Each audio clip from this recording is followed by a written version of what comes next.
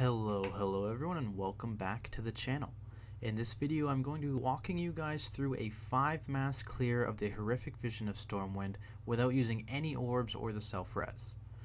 And before jumping into it, I did want to take some time to give those of you struggling to complete a 5-mass run some tips.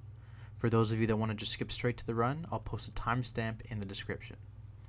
Now, first things first guys, you want to take a look at your cloak. It needs to be rank 15 to make this as easy as possible for you, and that is because of the first equip effect, the reduced sanity loss within visions. This caps out at 80%. 80% will make that a lot easier. You'll lose less sanity while just passively sitting in the various areas of the vision, and in general just makes everything so much easier. So again, cloak, number one thing, get it up to 15. From there, we got to look at the talent tree. Now, pretty much all of these, aside from the synchronized mind stabilizer, will assist you in some way.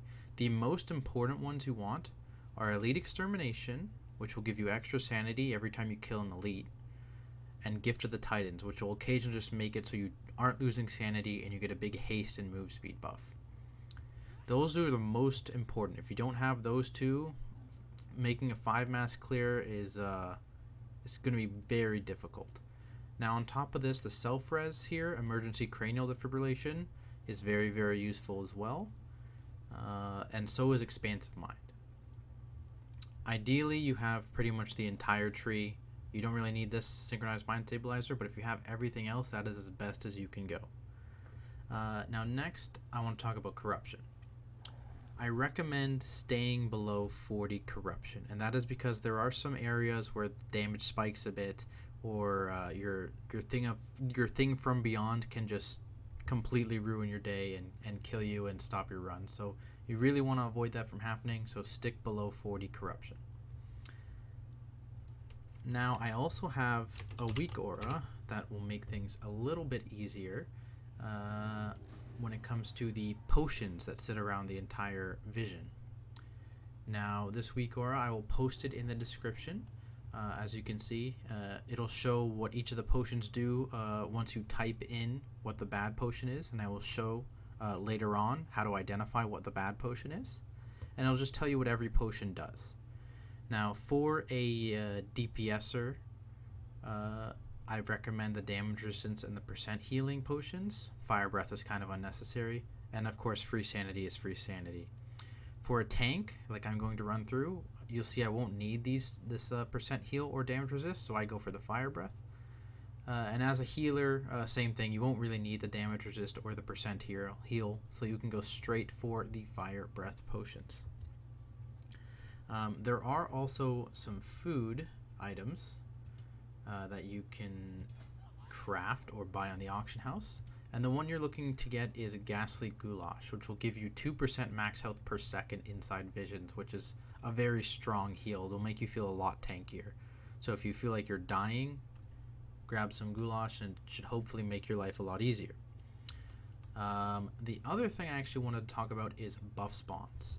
Now in every vision there are 4 mobs throughout the entire vision that can spawn that will give you a buff when you kill them. I will go through their positions and the buff they give throughout the vision, but know that 2 will always spawn. 2 and only 2 of the 4 will spawn. They always spawn in the same 4 areas, so those are just 2 free buffs, and they range from being a big, like a 7% versatility buff. There's like 10% haste, 10% crit, 10% damage, so those are pretty valuable buffs. So you really want to make sure you're grabbing those just to make the rest of the vision easier. The last thing I do want to note on is the handy notes add-on. They do have a section for visions, which will show you on your map all the locations of crystals, all the locations of treasure chests, and so on. So it can be very useful if you aren't sure of the locations yet. Again, I will show you the locations in this video, but that add-on can be very useful. Alright, with that out of the way, let's get into the run itself. Now as you can see, this is a 5-mass run over here, and here are the 2 weak auras I was talking about earlier. I am going to run through this video on a bit faster speed just so you don't have to sit through all of it. But I will pause anywhere where I'm going to go a little bit more in depth. So I'm not going to use any stealth skips here, just to show you guys it's possible without it. This first area is pretty important, so after I get these guys down, as you can see, there's a chest spawn, but you see this note just in the corner right over here. So this potion here will always be the bad potion, and once I type it in, you'll see this weak aura adjust. In this case, it's a black potion. So I'll type in black and you see this weak aura, and I'll show you what every single potion does for this run. So green potions will give me sanity, and as a tank I only really care about fire breath, so purple potion will give me that. Now you see I ran through this door to the right here. This guy right here will always, he's not always active, but when he is active, when you kill him, he will give you a nice, I believe, versatility buff. So you always want to check if this door is open. If it is, hop on in and kill him. The Rift Walkers are probably one of the scarier adds here. There's only 2 of them, but if this is, you haven't been able to do a 5 mask yet, I definitely recommend pulling them separately. Just pulling the 2 of them, they're up here, and there is a crystal there as well. Just pull them separately and focus on them because they jump around, they stun, and they have a big damage reduction that can be purged, but they are a bit of a pain. As you can see there, the Void Speaker does have a fear, which you want to try and interrupt, unlike I did. Just picking up potions, another chest spawn. This door right here can be open as well. Normally only when the other door is closed, and this has a bunch of adds you can kill that will give you a haste buff.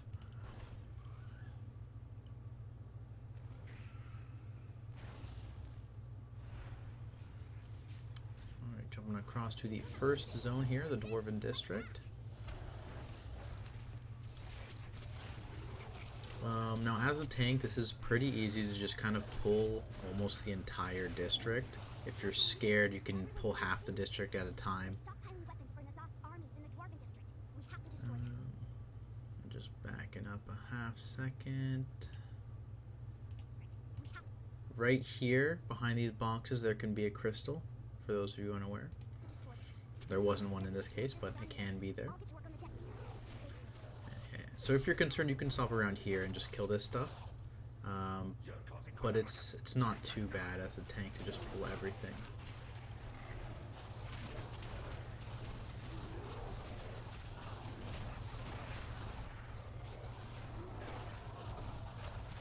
Slowly killing it all.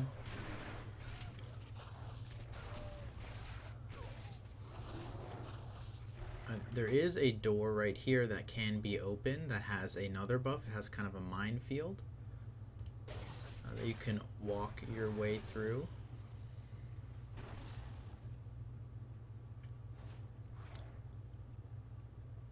And there is another crystal that can spawn over here, which again did not this time.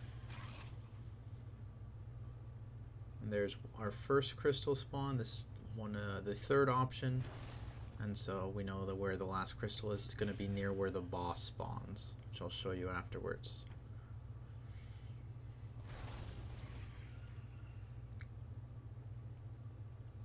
Just running around clicking all of these bombs. There's no real notable trash in this this district. It's very easy and straightforward, no fears. Here's the last treasure chest and the crystal spawn over here. Now the first mini boss you're going to face, he has 2 abilities. One, these 2 bombs, which you just click to kick away from you, and this flame breath right there, which is a big frontal cone. It will drain your sanity if you touch them, and if you stand in this, it can drain your sanity a bit. But pretty much just want to kick those bombs away and not be in front of him when he breathes fire. As you can see, it can get kind of annoying with the flaming feet debuff, jumping around everywhere. But in general, it's not too bad. Note that killing him will add those little bombs that drop that you can kick away to Illyria at the end of the instance. And from there on, moving over towards, I believe this is Old Town? Yeah, Old Town. There's a couple stealth guys right here that will slow you. Not too bad though. For those images, you'll notice that the screen will always start a little purple towards the edges, like this, and that's when you know those images are spawning, so you can move less and be prepared to not run straight into a disorient. This mini boss right here just has two abilities, another frontal cone and roaring blast, and then the blade dance, which is just a cone that will drain your sanity, so you don't want to be standing in it. A circle, sorry, not a cone. Alright, just moving forward. There are more stealthies here as well. Just be aware of them. Don't overpull too much. There they are.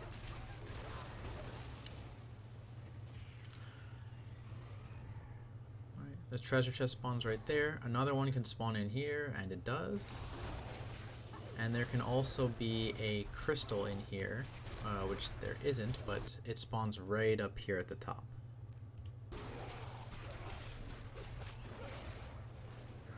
The big spell you're worried here is Touch of the Abyss, which I believe is from the Informant, which is just a channeled spell that will stun you for the entire channel duration.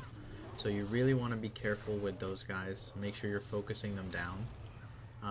And if they start casting, make sure you get that kick off, because it really sucks to be standing still for 5 seconds while everything just beats on you. Touch of the Abyss, there it is. Yeah.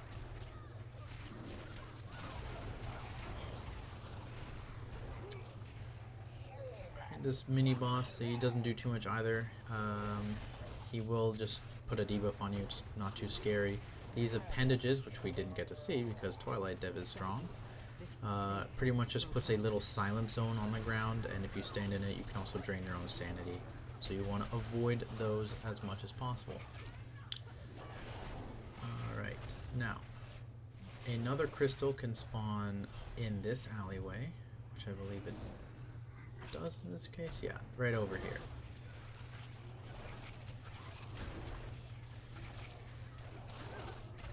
So you can grab that crystal. There is a chest that can spawn. I don't think it did spawn, but I will show you afterwards, just to the right of this alleyway.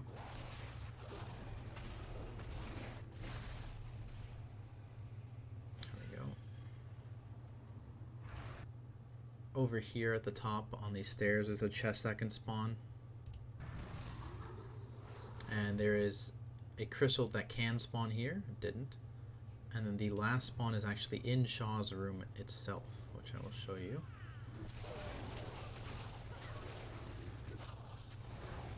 Pretty much getting carried by Twilight Dev. But there it is, right here behind the stables. Then we get to Shaw, who only has, again, two abilities. One is he summons these eyes, and if you face the eyeballs, they will drain your sanity over time, so you don't want to be facing them ever. And the other ability, as you just saw, is that he will disappear, and he'll shoot 3 swirlies out in a line, and those will drain a lot of sanity if you get hit by them, so you want to make sure you dodge. And throughout the course of the fight, he'll summon a total of 3 eyeballs that'll be up at any one time, so you just want to make sure you're moving and not facing them as necessary, because they will start draining a lot of your sanity.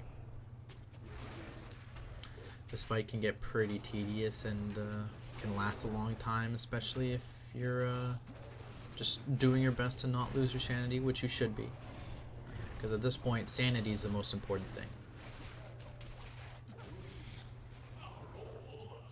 Alright, so you can take this portal back to the Cathedral District. And we are heading into, I believe it's the Trade District it's called. There is an elite that Pat's here.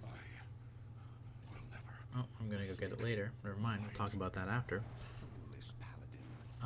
But for this, I'm really trying to time my Gift of the Titans to be up for the first boss, because he has a lot of sanity reduction if he gets his cast off, which he'll just chain.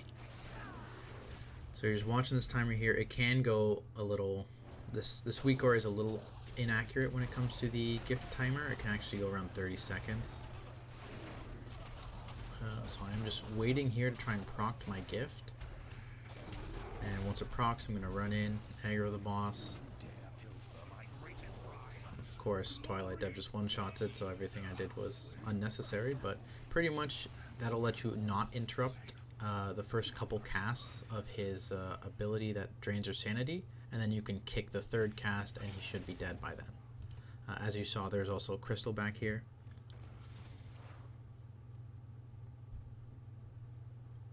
Alright, moving on to the second boss.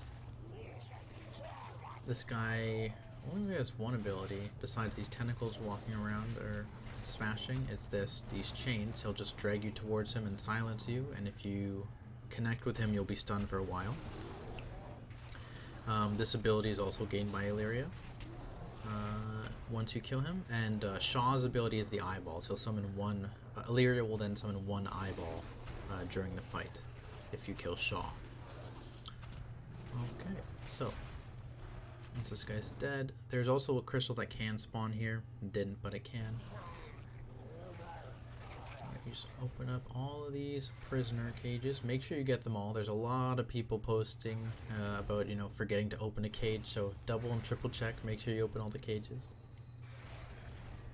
There's a crystal that can spawn right here in this little alcove, so watch out for it.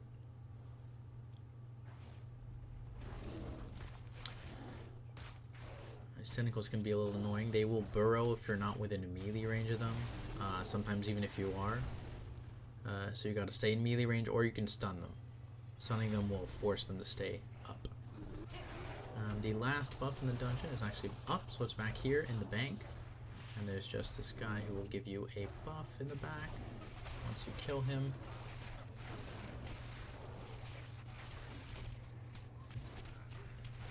Try not to get stunned like me.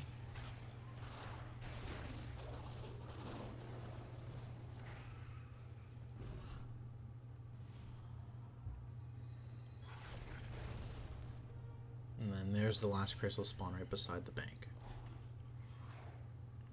Moving on to the last area, which is the Mage Tower. Oh, nope, here I'm going for the Elite now. Alright. So this guy will always be up. He actually has a chance to drop a toy if you're interested. But the toy train set here, if you drop it right next to him, he will be distracted. So as you see, I'll put it down. He'll focus on the train set. And then you're able to pull these robots away and kill them while they're away from the boss. Otherwise, they're pretty much impossible to kill. So you separate them, and then you can go in on him. Now, he is also CCable, like Demon Hunters can CC him, Entangling Roots and stuff like that works. So if you don't have the train set and you have some sort of CC, you can still do him. And he has a chance to drop a toy. So, good luck with getting that toy. Now moving on to the Mage Tower, or the Mage Quarter. This boss can be quite annoying for melee, as you'll find out. But pretty much just clearing these tumors, getting in there. You'll want to... There are a couple scary Athmas. Again, you get these appendages, which if you do stand in that swirl when they relocate, knock you up pretty high, and if there's the leaden foot debuff, you'll get a bunch of leaden foot stacks, which is very, very annoying. But aside from that, there are these Voidwalker ads, which are in the next room. That can be very scary. Crystal can spawn in that corner back here. Right, the first mini boss.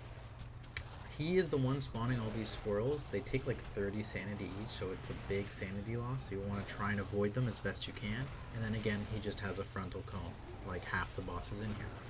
So you want to make sure you're dodging. There they are, the Void Elementals. They will cast a stacking debuff on you that just increases your damage taken from, I believe it's Void spells. Not 100% sure on the damage type, but it's the same damage type as your Thing from Beyond. Another reason why, if you're doing this, I do recommend staying below 40 corruption, just so you don't have Things from Beyond and you don't get insta-gibbed. Alright, there's another crystal spawn. Yep, there it is up on the ledge here. Now this pack is a little scary too, because both of these guys can cast Fears, and then you have the Void Elemental casting Void Buffet, which is the stacking debuff.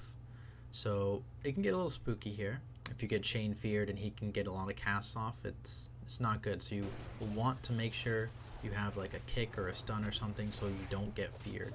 In this case their fears were desynced, but they can cast fear at the same time, which can get a little rough.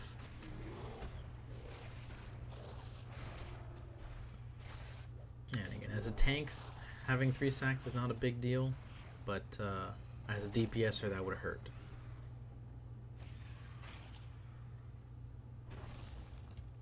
Another crystal can spawn over here.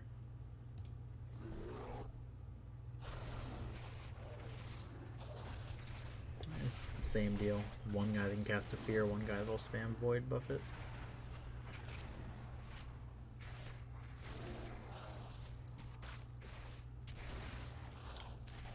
And then we have a boss that's just going to cast Shadow Bolts at you. He'll do a Rain of Fire AoE after the second Shadow Bolt always. So there it is. You don't want to stand in it, it'll drain your sanity. And then he'll summon some adds, which will blow up on death. Very straightforward. Again, I just seem to be Twilight Deving these bosses, so it's making it a little hard to actually see the mechanics, but oh well. And that's the last crystal spawn in the corner right there. Alright, so then we have to move on to the last boss. Now, my understanding is they fixed a lot of the cheeses that used to work for this boss, where you could put down, you see there below the train set, the Archmage toy to kind of proc him instantly when he teleported away. But I don't believe that works anymore, so you just have to run through it, which can get annoying, especially on lead and foot weeks. But pretty much he's just going to cast 2 abilities. There was that chain cast, and he has the polymorph. As a druid, I'm able to ignore polymorph, but people who aren't a druid, you will have to probably let the missiles go off and kick the polymorph, because that is definitely more important to kick. And he'll just teleport the furthest away, so you do want to kind of get him back to the middle as much as possible, just to reduce your running.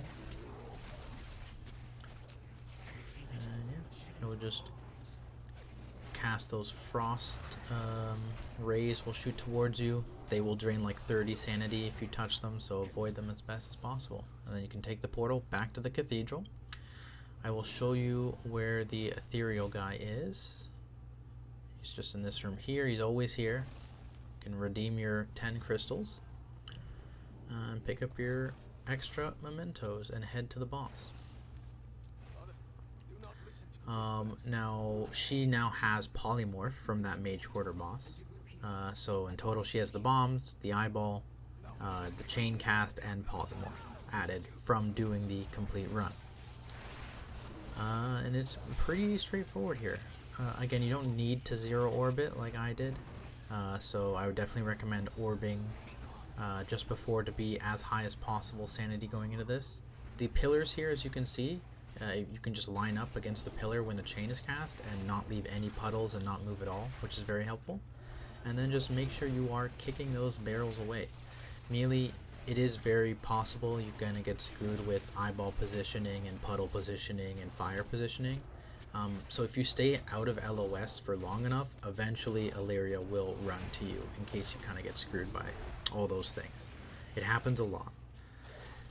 So don't be afraid to just run and stand out of LOS until she runs over to you. And that is the entire run. Thank you so much for watching. For those of you wanting to keep up to date on when I'm posting videos, you can follow me on Twitter, which will be linked in the description below, or subscribe to the channel here. Thanks once again for watching, and I will see you guys in the next video.